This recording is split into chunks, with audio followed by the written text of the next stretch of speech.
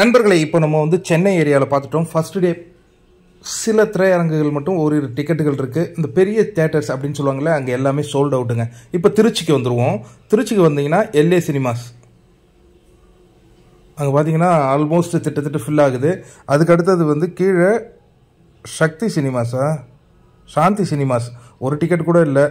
பில்க் இதுலேயும் டிக்கெட் இல்லை. Kaveri cinemas tickets வந்து சோல்ட் அவுட் ஆகிடுச்சு. எல்லாமே இது நம்ம இப்போ பார்த்துக்கிட்டு இருக்கிறது திருச்சி ஏரியா நண்பர்களே. ஒவ்வொரு ஏரியாவும் நான் இது கண்டிப்பாக இது பண்ண போகிறேன். அதாவது இப்போ நம்ம சேனலை பொறுத்த வரைக்கும் இது பார்க்குறாங்க பார்க்கல, அதை பற்றி எனக்கு கவலை இல்லை. எல்லா ஏரியாவும் ஒரு டாக்குமெண்ட் மாரி எல்லாத்தையும் நான் பதிவு பண்ணி வச்சிட போகிறேன். அப்போ தான் வந்து அது ஒரு ரெஃபரன்ஸாக ஆகும். அடுத்தது வந்து பார்த்திங்கன்னா எல்ஏ சினிமாஸ், இதுதான் எல்ஏ சினிமாஸ் தான் நம்ம பார்த்தோம்.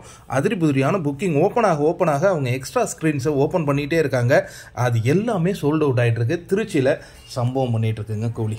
அடுத்தது எந்த ஏரியா பண்ணுவோம்? கோயம்புத்தூர் ஃபுல் ஃப்ளெஜ்டில் ஓப்பன் ஆகலை, அதனால் கோயம்புத்தூர் வேணாம். மதுரை ஒவ்வொரு ஏரியாவும் நான் பண்ண போகிறேன். சில பேர் கேட்குறாங்க, உனக்கு வேலை இல்லையா டெய்லி இதே பண்ணிகிட்ருக்க அப்படின்ட்டு. தலைவர் பட அப்டேட் கொடுக்கும்போது ஏற்படுற அந்த ஆத்ம திருப்தி இருக்குல்ல, அதுதான்.